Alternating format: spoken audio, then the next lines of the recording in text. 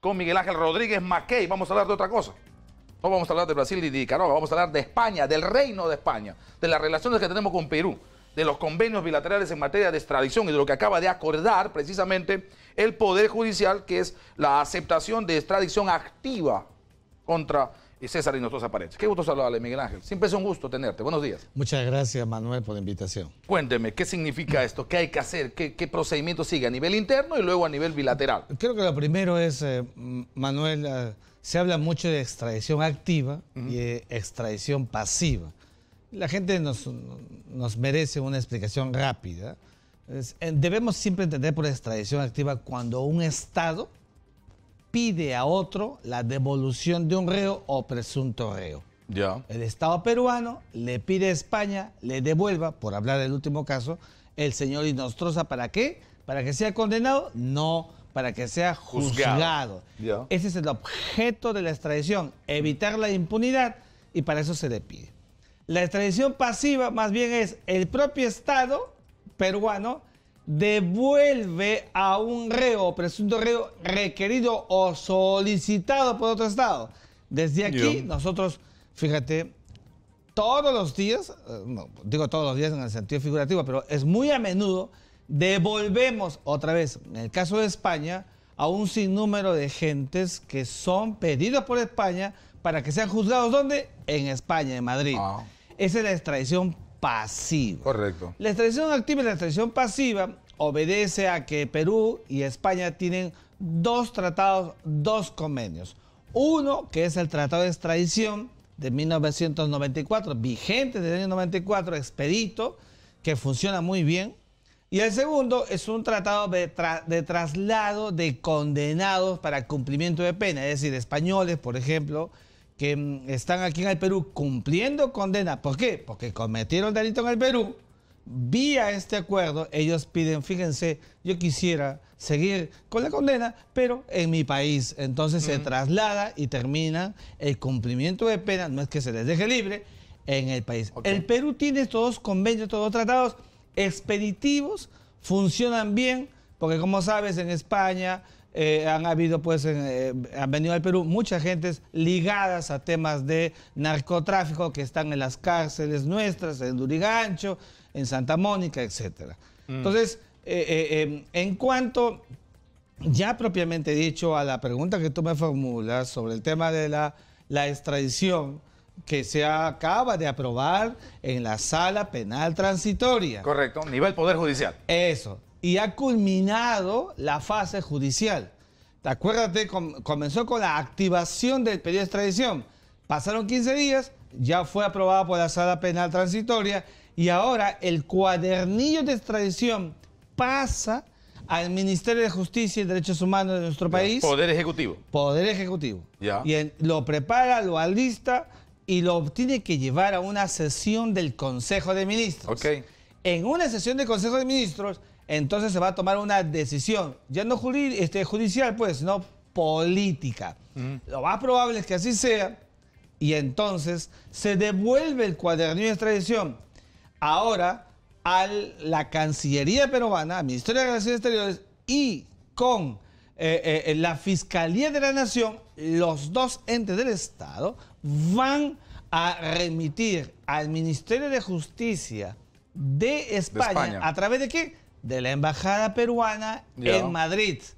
Allí técnicamente, cuando por mesa de partes del Ministerio de Justicia de España tomen nota del cuadernillo de extradición, para España comienza el proceso de extradición propiamente dicho, formulado por el Estado peruano. ¿Te das cuenta? Entonces, una cosa importante que tenemos que decir es que la extradición no es un derecho del Estado que pide. O sea, no es un derecho del Perú. No es un derecho del Perú. No, es al contrario, una prerrogativa del Estado donde se encuentra el reo o presunto reo, concederlo. En otras palabras, Manuel, todo cuando llegue a España estará en manos de España. Si España considera que a la luz del expediente, del cuadernillo de extradición, si está la doble incriminalidad, el delito fuente, lo es también en España, etcétera, se cumple con todos esos elementos, España dice, si al lugar procede la extradición, lo devuelvan al señor Inostroza en un plazo que podríamos hablar.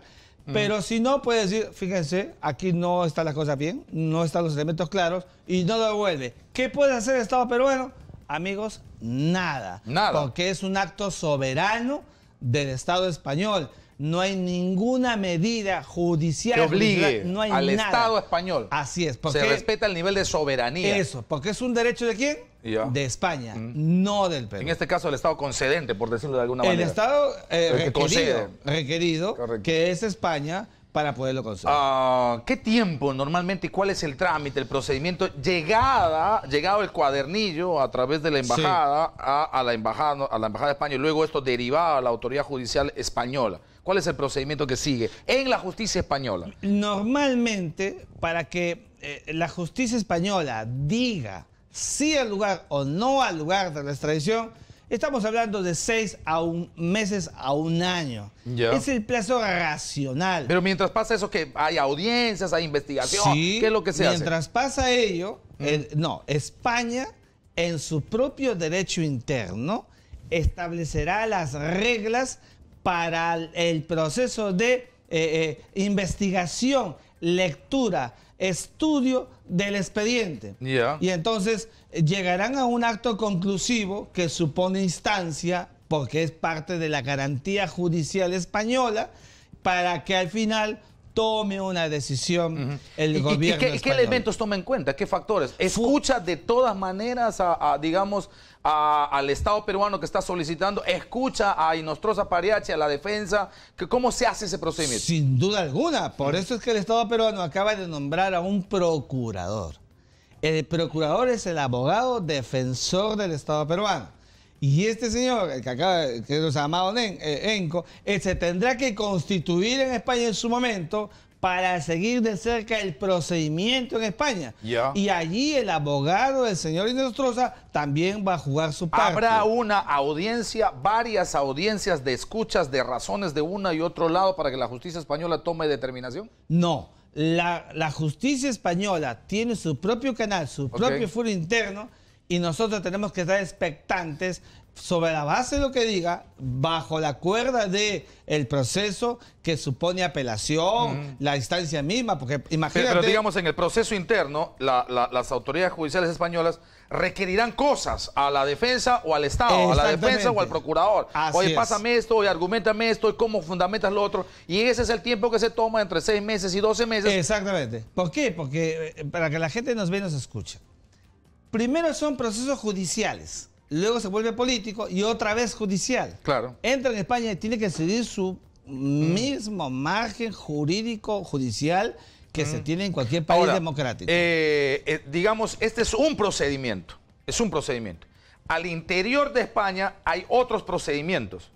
Por ejemplo, el asunto de la orden de la situación de prisión en la que está ahora mismo, la preventiva. Así es. Y tenemos además aparentemente el pedido, no sé si de asilo, que está haciendo, pero una condición, asilo de Inostroza Pariachi. Estamos hablando de otros 2 procedimientos. Así es. Hay una orden de prelación, se hacen en paralelo, se tiene que esperar primero el pronunciamiento sobre la prisión preventiva, el asunto de asilo y luego la extradición, ¿o cómo se hace esto? Es necesario, es una muy buena pregunta, es necesario que el gobierno, que la justicia española tome una decisión sobre el pedido de asilo.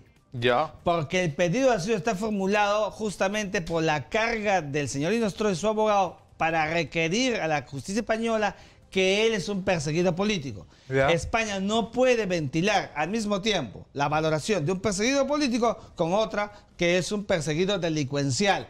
Tiene que definirlo. Entonces, el asilo tiene que ser decidido en una prontitud que vamos a ver en las próximas semanas, días, no sabemos cuándo. Pero más urgente sería la prisión preventiva. Porque yo me imagino que además ha contratado, dicen, un pool de abogados, un bufete de abogados realmente muy renombrado, la gente de Inostroza Pariachi. Y el primer tema es, sáquenme de la cárcel, esta prisión preventiva. O sea, eso es lo primero que tiene que definir. Luego, me imagino el asunto de su condición de asilado o no. Puede pasar, sí, puede pasar que España declare no al lugar al asilo político. ¿Ya? Claro. Sin embargo, está lo otro, está detenido. Entonces, puede incluso España decidir dejarlo en libertad.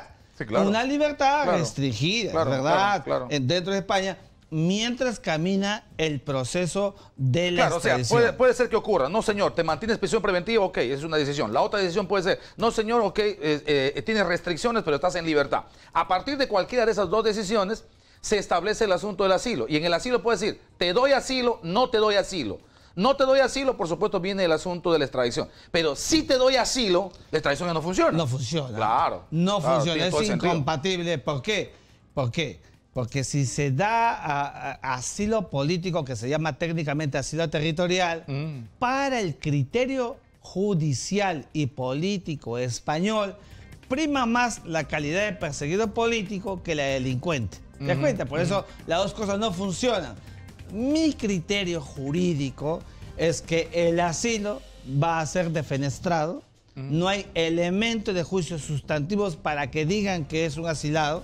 Y más bien va a prosperar, largo proceso, por supuesto, el de la cuerda de un presunto delincuente o delincuente, como técnicamente se dice, señor Nostroza, porque tiene todo el derecho de defensa, y que supondrá el proceso de extradición al que hemos referido, que durará de 6 meses a 1 año, cuanto menos, porque lo digo de manera optimista, porque aquí no hay que hacer ninguna traducción de nada. Entonces eso ayuda a que sea mucho más expeditivo. Las relaciones entre extradiciones activas y pasivas entre Perú y España, ¿cómo están? ¿Están bien? Fantásticas. ¿Bien? Muy bien. Digamos, hay reciprocidad, nos dan y damos.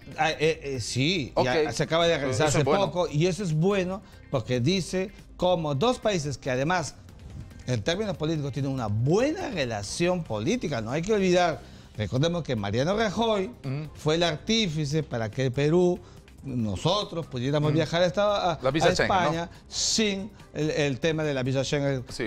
Nos ha ayudado enormemente a España, sin duda, ha sido nuestro aval. Sin ninguna duda. Muy bien, Miguel Ángel, muchas gracias. Encantado. La explicación ha sido realmente didáctica y pedagógica, hemos entendido perfectamente, hay que esperar el asunto, eso no va a ocurrir de la noche a la mañana, hay tiempo, hay plazos, hay procedimientos y lo que nos queda claro es que el Estado peruano a través de Amado Benco tendrá que pelearla, lucharla, argumentarla, debatirla, polemizarla y ojalá conseguirla.